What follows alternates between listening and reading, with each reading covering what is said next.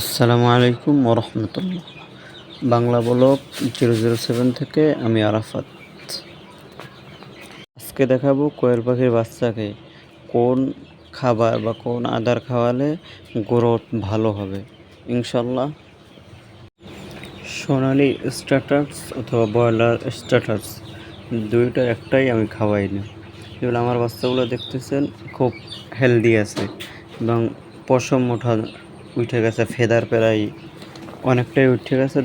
দেখাইছি আমি প্রথমেই, ফেদার অনেক উঠছে, দেখছেন ফেদারগুলো প্রায় ওঠার কাছাকাছি বয়স। আবার 8 দিন বয়স, 8 দিন বয়সে কি সুন্দর ফেদার উঠছে। আমি বাচ্চাগুলোর খাওয়াই লেয়ার, যে গোড়োয়ার ফিটটা আছে ওই ফিটটা গুঁড়ো করে খাওয়াই। দেখাই, আলহামদুলিল্লাহ দেখেন কি সুন্দর খাইতেছে। কিন্তু গোড়োয়ার ফিট গুঁড়ো করে দেওয়া, এবং আমার বাচ্চাগুলোর ওজনও খুব সুন্দর আসতেছে।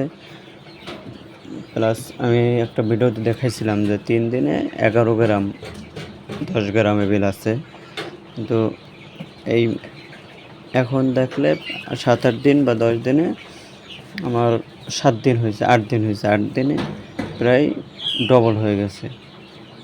মানে প্রত্যেক 3 দিনে আমার 10-11 গ্রাম করে প্রত্যেকটা বাচ্চার উপর ওজন আসতে আছে আলহামদুলিল্লাহ। 45 দিনের ভিতরে এগুলো দেখা যাবে ডিম পারবে। দেখেন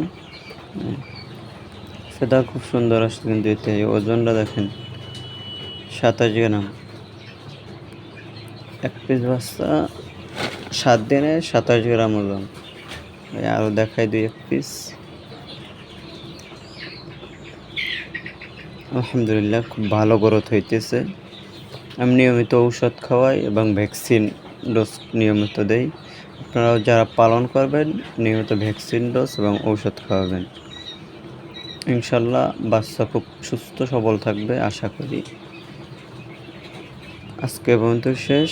আসসালামু আলাইকুম ওয়া রাহমাতুল্লাহ।